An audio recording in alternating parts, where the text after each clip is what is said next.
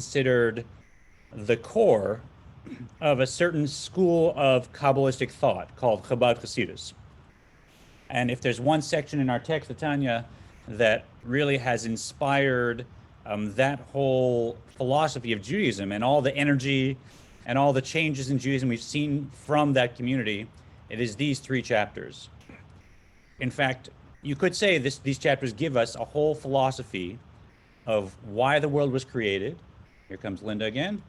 Why the world was created, and indeed, how I should live my life and why.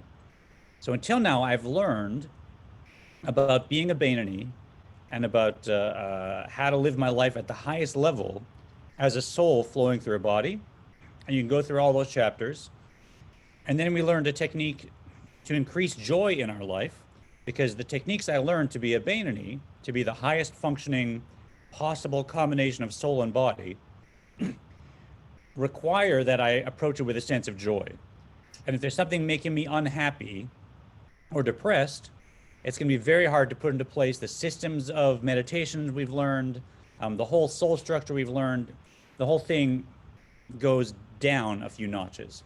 So the Alter Rebbe spent some time teaching us how to avoid any possible depression in our lives, and also how to amp up joy, because joy breaks anything in our way, allows us to function at peak level no matter what the situation. But the problem remained that if you followed our class, even if you're a Beinoni, and a Beinoni is someone, to review, who, if I could look at every thought, every conscious thought they have, or sustained thought, every word they say, and every act they do, and I could map that out for their whole life, they would look just like a tzaddik.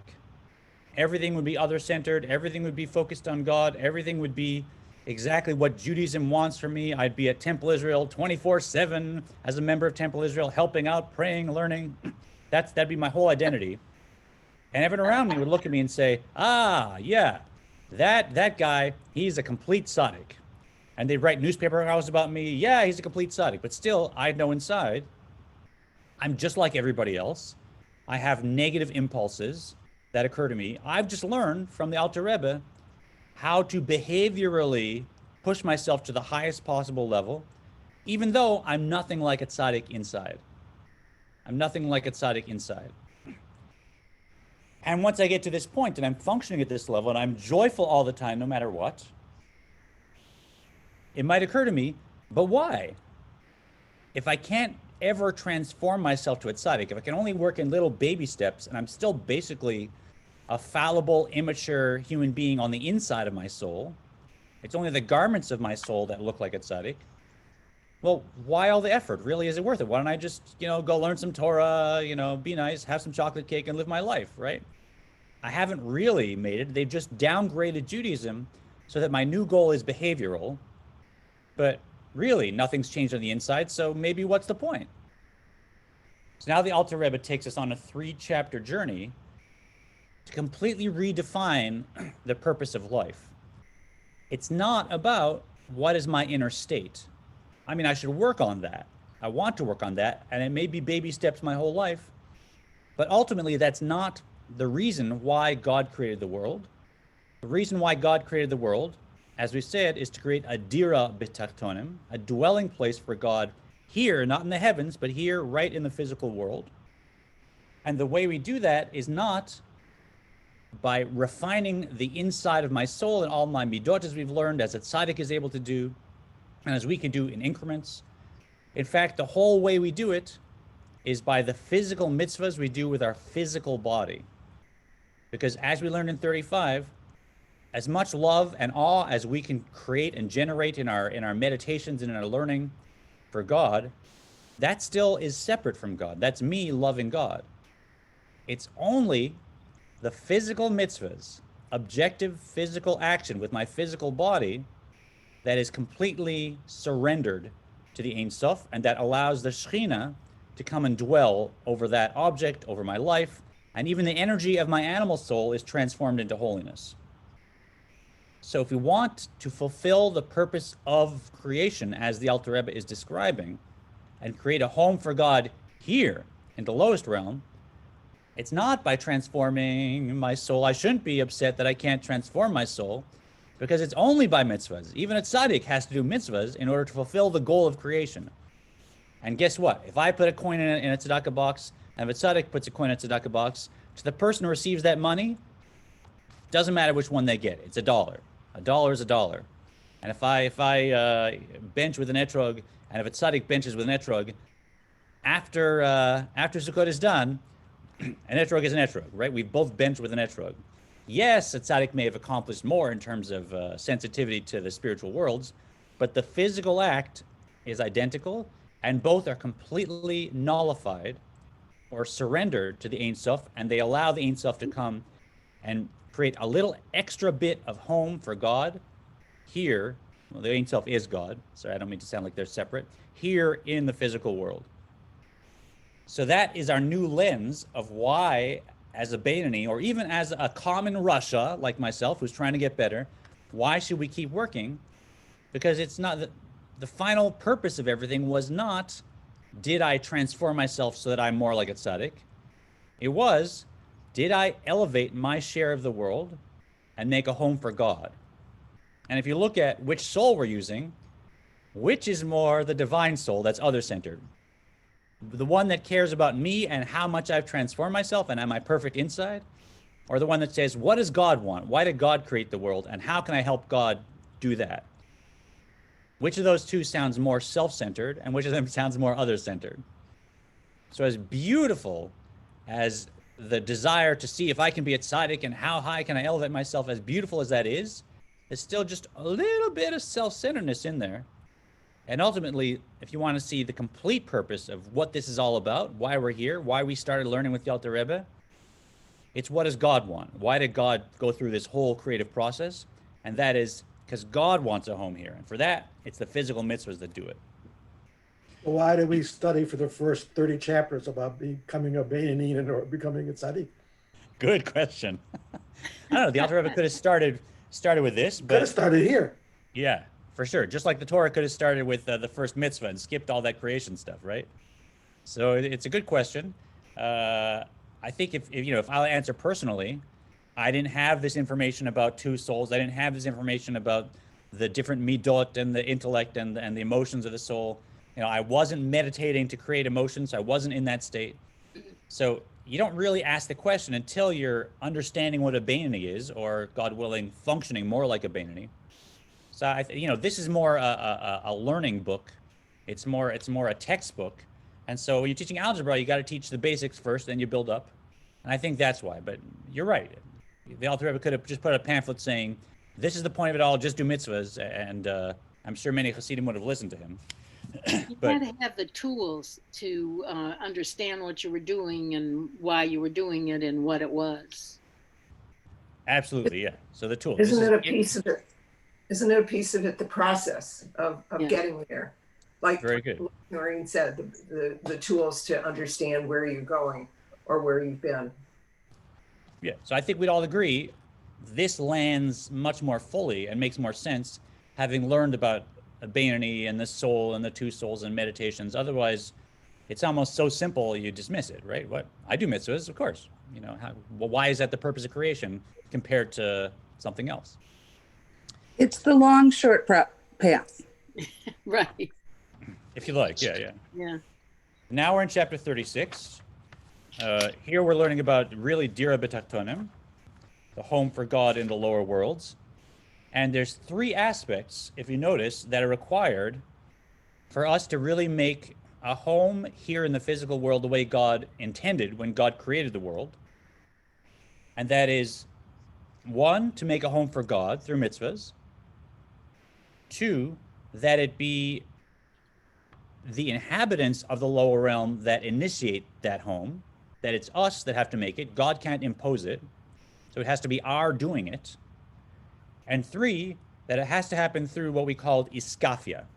That's a term we learned way back.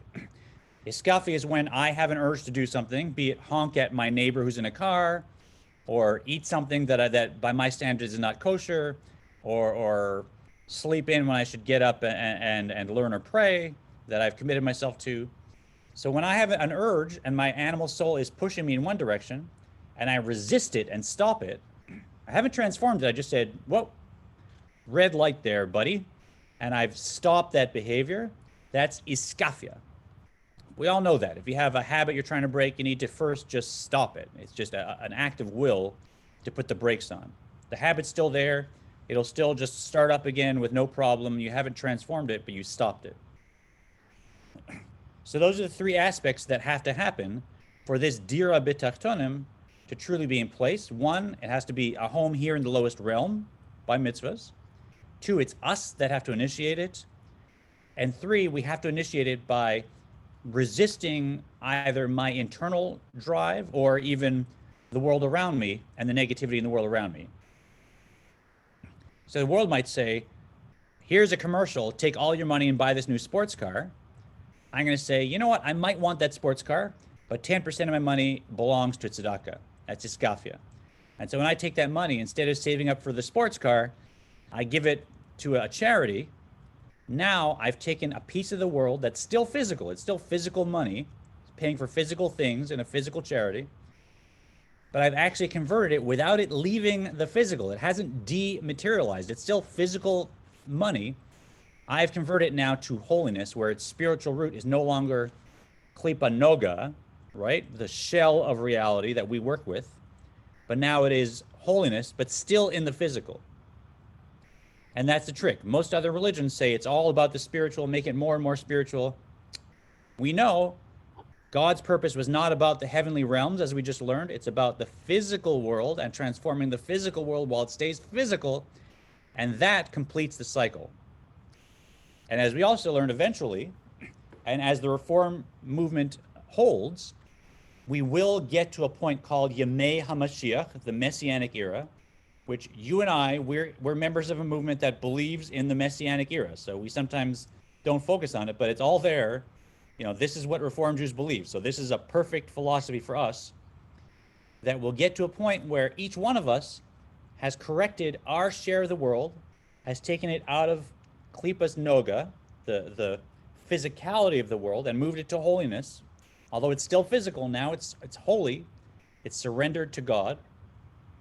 And once enough of us do our work, the world tips, and we get to this era called the Messianic era that involves many things, as we've learned, and I'm not going to get into debates about which comes when. You can look at the rabbinic literature for that. But by Kabbalah, that's when the whole world becomes a home for God. And you look around and you don't see trees that are separate from mountains and neighbors that are separate from me and my stuff and your stuff, and we're competing in this country and that country. You see just oneness. And does the world still exist? I think so. It says in the Torah, God created a world. So if I meditate, I can tell there's still a physical world that's separate from God, but somehow we'll still be here in the physical. But that will be our default perception, is that there's only oneness. There's nothing else but God. That is what Yemei HaMashiach means. Reformed Judaism believes fully in that. And by the way, this is the philosophy that shows us that's actually the purpose of all of reality. And when we do a mitzvah as Reformed Jews at Temple Israel, which we do all the time, we're working towards that. And if I could divert a little before we go into the text, you know, a lot of people in the Jewish world, they wonder, why is this philosophy, Chabad Hasidus, so successful on so many levels, and so many centers in the world, so much energy? You meet a person who's working for the organization, they're just full of life and energy. You call them seemingly at any time on a weekday, and they'll just rush out and get you what you need. Are they crazy? Right? Why is it so successful? And many people look at the organizational structure or other aspects. What people don't realize is it's the leadership, the spiritual leadership, and the philosophy they taught, and it's the core of this chapter. That is why you see so many people functioning at such a high level, where they'll always do what the world demands of them, no matter what, that you wonder if it takes any effort. They seem like to do it all the time. These chapters are the secret of why that school of Kabbalah, Chabad Hasidus, has expanded explosively, and why so many of the adherents, call them, are just so happy to keep doing positive things, because they really have internalized this. And if I promise you, if you do the next mitzvah that you do at Temple Israel, with this sense that I'm creating a home for God and that this is completely nullified, you too can have that rush and that sense that I'm actually serving God in the way that I was created to do. And you still do all the same amazing things. You're a normal person in your family, you're a Jew at Temple Israel, but now you got a fire that people around you will say, wow, that's exciting. Any other questions before we go inside the text? Checking Facebook. Hi, Leon. Oh, it's good to have you as a regular. Amazing. Good to see you. And Jeff, and of course, Cindy's in both places, it looks like. No? Oh, it said you were on Facebook. You weren't? Never? Maybe for a what? We'll talk after. Okay, it's fine. Let's go inside. I lost my page. You said it is 492. Thank you.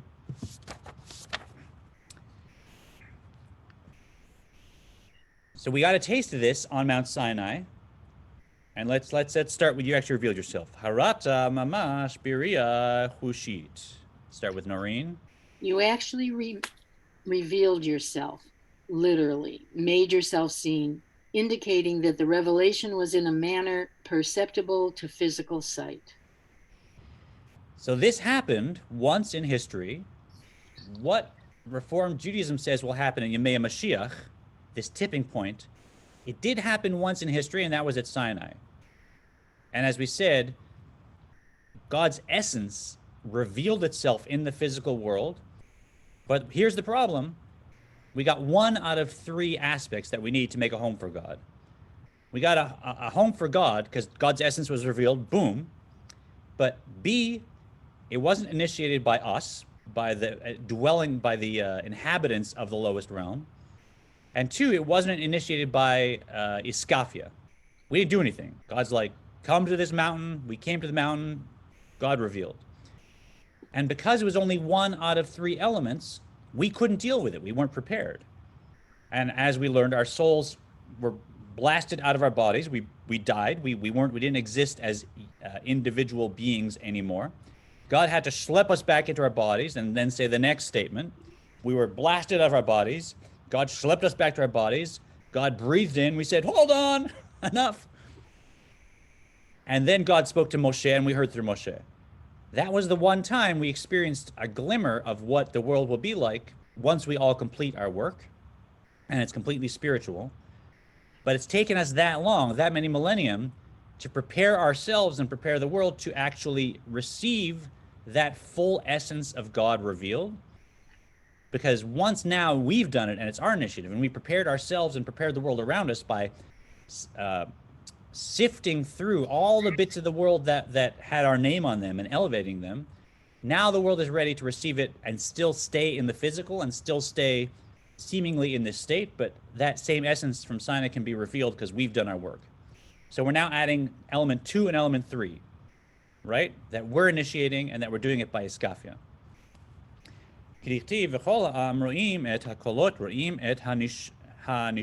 So it is written, Doreen. So it is written, and all the people saw the thunder. They saw what is normally heard. That's so freaky, right? They saw what was heard. Can you try and imagine? There's synesthesia, I think they call it in psychology, where your senses get overlapped in your brain and you can see smells, or some people experience sounds as colors. So it is a psychological phenomenon that is rare, but exists. But what was the Torah trying to say? If you like, Moshe, who was there, who experienced this, who coordinated this, so to speak, for the whole nation, and they all perceived it, what were they trying to express by saying they saw the sounds, they saw what was normally heard? And to understand this, you want to know the difference between sight and hearing in Kabbalah. And it's quite intuitive. If I see something, that's direct perception. If there's a cat in the house and I see the cat walk by, I know there's a cat in the house. I saw it directly, and I can have 10 experts come and measure the house for DNA residue, and I can have the cat owner come and tell me, no, that was my cat at that time. I had the cat in my house. I don't care. There's no amount of proof you can give me that will tell me I didn't see a cat. I directly saw it. I know it's the cat. However, if I just hear a cat meowing in the next room, or if my 10-year-old comes and says, there's a cat in the house, come look, and I just hear about the cat, now I'm putting the picture together myself in my mind, right? Now I am constructing the reality of the cat myself. I'm building it, but I don't directly perceive it, and it's a different awareness of the cat. Same thing with spirituality, or even more with Ein Sof. Right now we're learning about Ein Od Milvado. There's nothing other than God and this complete oneness, and we're constructing the idea in our mind so that we create feelings about it. That's what's called hearing in Kabbalah. So we can understand this idea that there's only oneness, but we're working to build it. It's like our sense of hearing. We're getting this idea and that idea, and it's something we're constructing on our own. It's not something, if you're a normal person, it's not something you directly perceive, at least not for your normal awareness. Maybe each one of us might have moments we can recall where we saw something very unusual and different, but my normal perception, I see the physical world. And that direct perception, that's what happened at Sinai. It wasn't just something they built together, like through the sense of hearing. They directly perceived this phenomenon of oneness that defies all of our senses, that's completely outside of our ability to experience, so to speak. So they had this leap where God came down and just revealed God's essence, and they perceived it directly. And what they normally could only just hear, what they normally could just put together through ideas and explanations, they actually saw, oh, that I'm not even here. There's no God. There's no world, rather, right? There's only God, and my soul's not even there. It's directly observable. That was once. And now we're working to get back to a natural state where we'll still be in our physical bodies, physical world, but we're not just here about godliness. Now the world will convert to a state where it's obvious. You look out, it's God, right? Is there a me? I'm not sure, but I know there's God, right? You understand where I'm going? It's a very, very profound statement that we've heard a lot of times, and not many people understand what sight and hearing mean and what that statement's trying to say. That's sort of clearish. I got one nod, I got a okay, I'll take that. Ufershu Rabotenu Zichronam Livracha Mistaklim Lemizrach V'shom'in et Hadibur Yotze Anochi Hulu. As our rabbis explained, they looked eastward and heard the divine speech issuing forth, saying, I am your God, your Lord. Right, so they looked to the east, and it was just Ein Od Milvado. There's just God, there's no world. And every other direction too. Normally the world has 4 directions, and up and down, but anywhere you looked, you saw this same thing you'd normally hear, Ein Od Milvado. There's only God. You think there's 4 directions, go ahead, look anywhere you want. It's all me, right? It's all God, total oneness. V'chein arba ruchot ulamala ulamata. And so, too, turning toward the 4 points of the compass, and above and below, they heard the words coming from every direction. V'chidfershu batikunim delet atar dela malel mine imhon chulu. As explained also in Tikkun Zohar, there was no place for which he did not speak to them. So no matter where I looked in the 4 directions, or no matter, even if I looked inside and said, where is Michael here? Where is that soul? Hi, Mark. Hi, Harvey. Hello. Hi, Mickey. Welcome, everybody on Facebook. Like I said, feel free to post questions there. We will address them. No matter where I looked, inside, outside, up, down, east, west, it's all I'm now seeing. If I were at Sinai, I'm seeing directly and perceiving this reality, Ein Od Milvado. There's nothing else besides God, no other entity whatsoever. And it's direct perception, unlike hearing, where I'm building it up. Why?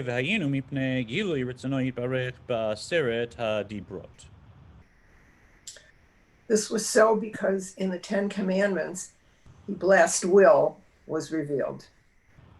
Right, so that's because what was going on God came down and God said, this is what I want. Mitzvahs, by the way. God revealed the Torah. God said, I want you to know that I'm God. I want you to not worship other gods. I want you to not murder. I want you to not commit adultery.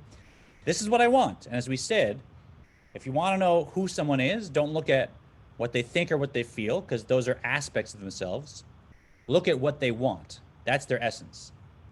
Can I explain why I like this music and not that music? I want that. I want to hear that music. That's what I like. And how can I explain to someone that's just my nature? That's who I am. That I want kids, that I want a family. Do I have another reason why I want it? No, I want it. That's my essence. So Kabbalah says will, ratzon, is part of Keter. It's the exterior part of Keter. That's the highest aspect of the Sfirot, the highest aspects of our soul as well. And if you want to know someone's essence, look at what they want. And when God revealed what God wanted, that was God's essence coming down to the world. And as we learned, when I do a mitzvah, now that part of the physical world has become bound to, transparent to, one with God's will. Ratzon of Atzilus, if you like. And now I've made a home for God in that little chunk of reality, and also with my animal soul and its energy. Shehen kalu Torah shehi pnimit ritzono yitbarech v'chochmato ve'ein sham hester panim klal. Since the Ten Commandments comprise the entire Torah, which represents the inner aspects of His will and wisdom, where there is no concealment of the countenance whatsoever. And there's so many ideas flying around here, right? So it's good that we've been learning for a long time, and we can't go deep into each one, but there's this idea of the concealment of God's countenance, that the whole world is created by being shielded and blocked and condensed until you get to the physical world where you look at it and you don't see anything of God's face, God's inner being, God's inner desire. The world doesn't yell out, I am just God. God's creating me. It doesn't do that. In fact, you look at it and it looks like it's just there on its own. God's face is completely concealed and God's light is condensed. Except, as we learn in Kabbalah, when I light that Chanukiah in a few months, that light, that is completely nullified to God. And I look at it and I know this is a Chanukiah. It's here as a Jewish thing to represent God, to represent light. And that oil in the Chanukiah and the metal in the Chanukiah and the light, that is now elevated, still physical, but it's completely God's countenance, God's face is completely apparent. It's not hidden at all, even though it's still in the physical.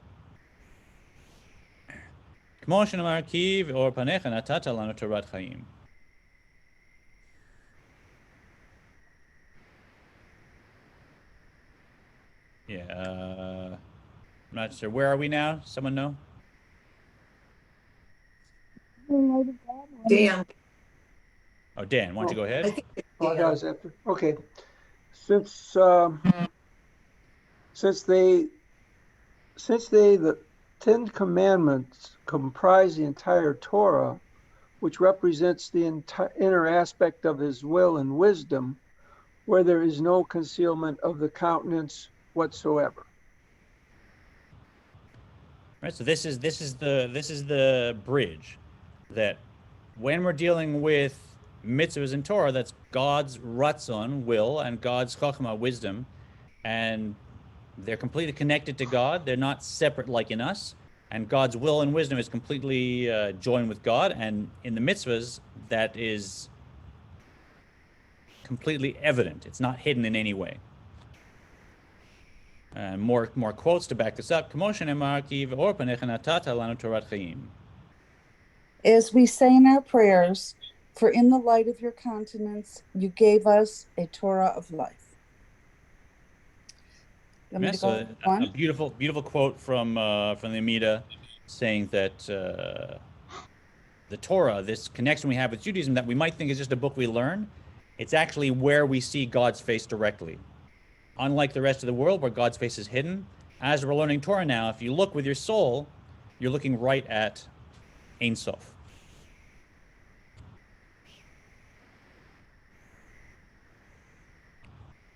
And here we see the results of this kind of essence being revealed in the physical world without preparation back at Sinai.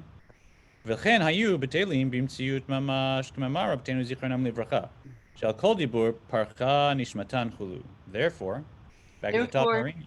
Yeah, therefore they, the Jews who stood at Sinai, were nullified out of existence. As our sages have said, at every divine utterance, their soul took flight from their body. Right, so they hadn't been prepared by Escafia or by Torah study, whatever it is. You know, we learned about the garments that we create by Torah study, but also just our transforming the world, and our soul also prepares us. But they hadn't themselves prepared themselves.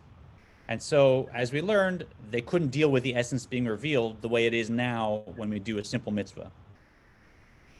אלא שהחזירה הקדוש ברוך הוא לכן בטל שעתיד לחיות בו את המתים. But God restored it to them with the dew, with which he will reveal the dead in the world to come. This is a big topic too. What's this dew business, right? So there's dew, and part of the idea of Yemei Mashiach, sorry, is the world to come. And you've heard, of course, about all these stories where a tzaddik will actually, this reminds me of a great story. That relates. The Baal Shem Tov. Good time for a story break. The Baal Shem Tov once learned about a negative thing that was happening to someone in some town far away. He saw with his spiritual vision. And I think there's different versions of what and how he did it, but he averted the decree and changed the destiny of this person and saved them from whatever was bound to happen. And once he did that, there was a storm in heaven, and the angels got very upset with him, because angels are into order and God's decrees. And here's the tzaddik just changing everything, just jumping up and like tweaking the system. And these angels get very upset, and they said, "How dare the Baal Shem Tov change a decree that came from God, because this Jew, did something negative, and what's wrong with fairness and reward and punishment? How dare the Baal Shem Tov do this?" And they made such a fuss that they basically took him himself, the Baal Shem Tov, to a sort of trial, and they got stripped away from the Baal Shem Tov his share in the world to come. So because the Baal Shem Tov had saved his Jew in really a sneaky fashion, which tzaddikim can do, the angels got back at him by saying he's no longer going to get his share in the world to come. And what's the world to come? It's the period after Yemot HaMashiach, of the Messianic era, where now we're all back, we're all living physical reality, but that's our focus. There's only God, and we're still here living normal lives, but everything is just God. And it's such a pleasure, because you see the results of all the work you did back when you thought you were a separate being in pre-Messianic era, so to speak. And the pleasure of the divine light that you weren't aware of then, now you're completely aware of, and you live in such a state of rapture and ecstasy that it's considered a reward. So what did the Baal Shem Tov do when he learned that he lost his share in the world to come? And of course, this was a very lofty place in the world to come that the Baal Shem Tov of all people was going to get, that he lost. He started dancing. And he was dancing and singing, and you can imagine the Baal Shem Tov and his joy. And the angels came down. They're like, "What is the deal with you? We just punished you by taking away your whole share in the world to come." And the Baal Shem Tov said, "Yes, but before, when I had a share in the world to come, I was always worried that the reason I was serving God and doing mitzvahs and learning Torah was for myself, to get my share in the world to come. Now that I've lost my share in the world to come, I know I'm serving God completely. And so I want to dance and sing, because it makes me so happy to be able to serve God and know there's nothing in it for me." Right? And the angels got so upset with the Baal Shem Tov, they said, "No, we're not going to reward him and make him happy." And they went and they gave him back his share in the world to come. So that's the world to come. It's featured in mythology, in folklore, in our philosophy, in halakha even. It runs through all of Judaism. And there's this dew that's in the world to come that is part of how we're able to deal with God's light, which normally would just nullify us, but this dew somehow protects us. And it's that same dew that was used to bring our bodies back also to experience God's light, so to speak, at Sinai when we really couldn't deal with it. And dew, just simply, it's like if water is considered Torah and God's wisdom, dew is like that same element, but it's not directly descending into the world. It's just sort of like appearing on everything. So it's coming from more of a makif, more of a surrounding place. We don't have to go deep into it. But there's this concept of dew as being connected to a very, very lofty level of God's chokhmah and the Torah. And it's involved here in at Sinai.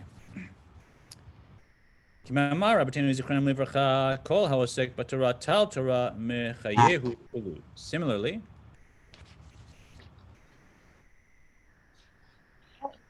I think this, no, did I skip something? yeah, Yeah, this is the Oh, dew. this is the dew. V'hu tal hatara shenikra oz. Right. Eleanor, is it you? I think we're at Eleanor. This is the That was dew. supposed to be after Doreen. Oh, I can do it. I just did the She just paragraph read. before. I can do it. okay, go ahead. All right, I'll do it. This is the dew of Torah, which is called might. The Torah provides us strength that enables us to receive divine revelation without dissolving out of existence, as explained above in reference to the reward of tzaddikim in the world to come. And go on one more. Similarly, Oh, wait, okay, gotta locate it. Similarly, our sages remark, whoever engages in the study of Torah, the dew of Torah will revive them. and so it's a sense that our souls need some kind of, it's called garments, or sometimes there's this aspect of dew, but we can't, as a soul, directly experience God's light without preparing ourselves as well. And it's related to how we're preparing the world, that eventually God's essence will come down. And just like a soul in heaven that created garments to be able to perceive God's light, will be able to directly perceive God's oneness and God's essence in the physical world, still in physical bodies, because of this dew, this element that allows us to still, there's just God, but somehow now we're still here in the physical world, but our perception is that of oneness, total oneness. So if you're like me, you can't really relate to that. But in the abstract, we can build a model for that and aim towards that. I can hear and understand what that means. It just doesn't compute in my physical brain, and that's just how it is being in a physical body with a physical brain. It doesn't compute. But we want to build that model and aim towards it, and recognize that our soul is experiencing that even now, and certainly after a life, our soul experiences it palpably. רק שאחר כך גרם החטא ונתגשמו הם והעולם עד עת קץ הימים. But afterward, I'm sorry? Yeah. But afterward, after the Torah was given, their sin caused both them and the world to become gross again, until the end of days, when God's right hand, meaning both days and right, that is, his power, will be revealed. So it was just a flash then. What we're working towards now in preparing the world, this purpose of making a home for God here in the physical world, we had a flash of it then, and then we couldn't sustain it. We reverted back. We even sinned and started driving God out of the physical world, level by level, until he had to be brought back down, he/she back down by various tzaddikim, and now we got to finish it. But however you want to slice it, we couldn't deal with it because we hadn't done our own preparation. We hadn't initiated it with Iskafia. And so what will happen once we all complete our work, once we all do our share, and by the way, we'll learn in the next chapter, it's not a group effort where we can all keep working, and if I slack off, you can pick up the slack for me. It's not like that at all. Each of the Jewish souls has a share of the world that is assigned to them, And that's divine providence. If you want to know what are the sparks that you need to elevate, look around you at what your physical environment is, specifically what your what things you own, right? What's your physical property? Look at the people in your life. Look at the work that you've been brought to. And that is all the sparks that are there for you. The world is actually not a random place at all. It's a very, very sophisticated system that is bringing around any sparks with my name on it, putting them in front of me in organized packets, calibrated for exactly the test I need. And if I pass the test and do the correct thing, I can elevate that spark, which I may have missed in a previous life. And as I elevate my sparks, I do my share to bring the world to this state. But that spark has my initials on it. No one else can elevate that spark. And if I miss it, it goes back around again. And the system works that it'll come back to me again, maybe in this life, maybe in a future life. But that's why we know the phenomenon and we can't explain it, why it is that some people keep hitting the same issue again and again and again in their lives and seem to always wind up, they'll leave this situation and recreate the same situation again. It's because they're still on that test. And the world will just give them the same test on a different piece of paper. So until we, each of us, work on ourselves and address what our next test is and our challenge and elevate the sparks connected with those tests, the system is going to keep giving us the same test. And no one else can do it for us. I can't take someone else's crib notes. She'aziz dakech gashmiut haguf ha'olam יוכלו לקבל גילוי אור השם שיאיר לישראל על ידי התורה שנקראת עוז. Then the dross of the body and of the world will be refined, and they will be able to receive the revelation of God's light that will shine forth over Israel by means of the Torah, which is called might. And it's funny because you give this to a typical Reformed Jew. You say, is that Reformed Judaism? They'll say, what do you mean? This crazy language and talk, this is not what we believe. But look at it. We believe in fixing ourselves and fixing the world until we get to a messianic era. That's the Reform principle. And in fact, if you look at what we focus on, we focus far more on tikkun olam, going out and helping people and fixing the world and social justice, than we do necessarily on Torah scholarship for the average Reformed Jew. I think we'd all agree with that. If you ask the average Reformed Jew, what's the most meaningful part of Reformed Judaism? It's not sitting down and learning Gemara 7 days a week. It is going out and working at a soup kitchen and doing work in the community. That's what we focus on. That's our identity, right? So what is that? That is refining the world. That's our focus. We're not focused on Torah learning where we have a problem and say, how can you say it's not all about Torah learning? That's what I built my whole Judaism on. No, we built our Judaism on refining the world, tikkun olam. And we're about the spiritual also. We love our yoga and our musar and our spiritual insights. We believe there's some spiritual path we're on that we want to get to a terminal point, a tipping point. So we're saying, then we'll have done all the work we're doing as Reformed Jews, refining the world. We'll get to a completely spiritual state where this oneness that is connected to the Torah is going to be evident, be self-evident in the world. And then, as Reformed Judaism describes, there'll be no more war, there'll be no more divisions. The world will be in a total state of oneness that defies anything we've seen in history. So to me, this is a beautiful, beautiful spiritual lens through which we can fully do everything we do as Reformed Jews, but add power and enthusiasm and add a philosophy that can really elevate everything we do. And by the way, when you talk about aspects of the era of Mashiach, everyone agrees one of the main aspects is that this whole historical reality where Jews were wandering from land to land and subjugated to other nations, that will end. And that was crazy talk for centuries and centuries. It said, how could it be? Are you kidding me? You believe that in the future, the schleppy Jewish people that are being oppressed and wandering around and poor and have no political power, one day they're going to be back in, of all places, the most contested area in the world, Jerusalem, that empires have been fighting over. They're going to somehow move back there and get their own sovereignty and have their own government and have their own courts and have their own army? Are you crazy?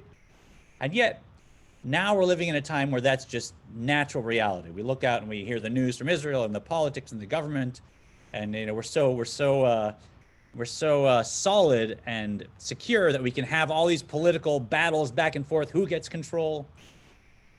So if you think about it, it's quite amazing the time we live in. And if you look at what Judaism has described as the Messianic era, there's a lot going on.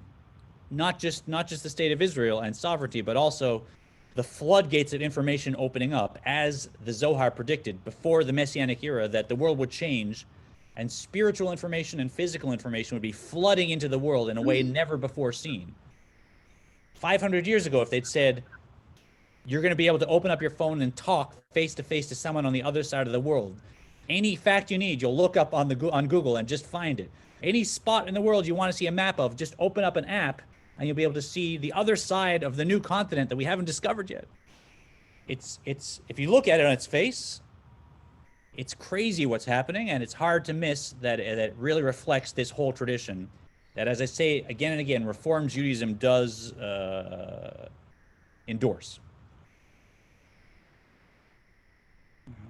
Okay, let's see if we can finish. Okay, we got a few minutes. Everybody okay to go maybe 2 minutes past? We'll wrap up this chapter. Sure.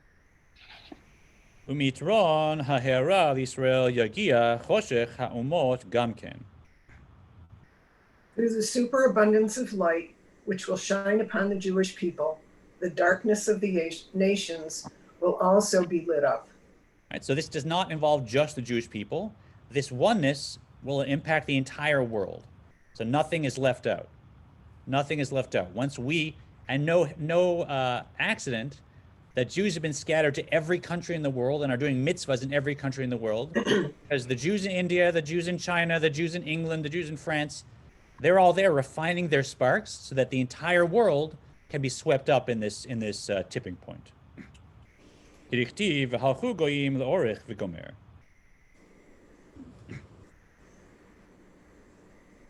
Is it Paula? I can read. As it is written, and nations will walk by the Jewish people's light. Uktiv Beit Yaakov l'chu v'nelcha be'or Hashem, and it's also written. Ruth, you want to unmute there if you would. Oh, I don't think Ruth has it. Let me just get us through here, okay? And it's also written, the house of Jacob, go and we'll walk along by the light of God. So these beautiful verses saying that our work will actually illuminate every nation in the entire world. And again, God's glory will be revealed and all flesh will see, and specifically flesh. So it's not the eyes of my intellect or the eyes of my soul that will perceive the oneness, but even my physical eyes in a physical body will somehow perceive that ein od milvado. That's the tipping point where the physical becomes part of that oneness. Uchtiv lavo benikrot hatzurim uvi siifei haselaim mipnei pachad Hashem v'adar gono v'gomer, and to enter the holes of the rocks and the clefts of the boulders for fear of God and of his majestic glory. The sense that we'll all be under this rock, this protecting rock, in these clefts of this oneness. Rock is another image we use. And finishing up,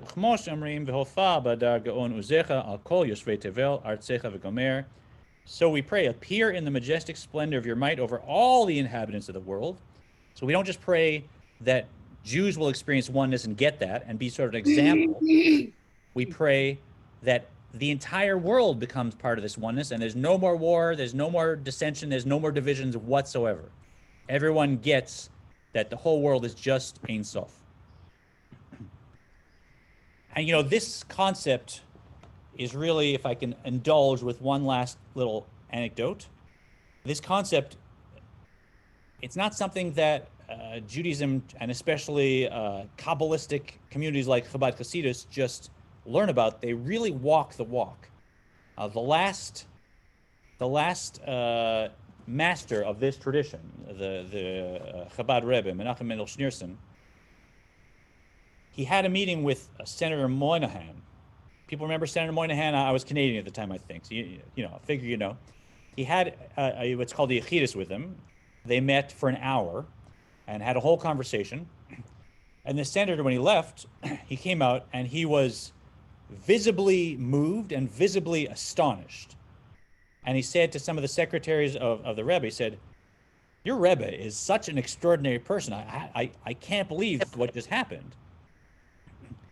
And of course they listened. They want to know what happened. And the senator said they'd sat and they talked about his life and his work and North America and this and that, a whole conversation, a beautiful talk. And at the end, before they left, the Rebbe said, "You know, we're going to have to finish up here, but, you know, there's something maybe you could do for me." And the senator said, "Okay, now here it comes. Now we get to politics. And, you know, I sat for an hour. Now he's going to hit me up with some favor. He needs this or the community this or whatever." And the Rebbe said, part of what's happened in New York, there's a big community in Chinatown. And I don't know if it's true or not. This is what the Rebbe said. I don't want to get into hot water, but the Rebbe said it's part of the natural personality of people that have come from China, like people that have moved here, that they're very humble people. They like to keep it quiet. They don't like to make a fuss. They don't like to complain. And as a result, there's many government services that many of the people living in Chinatown could benefit from, and they're not getting them because they're not complaining. They're not the squeaky wheel.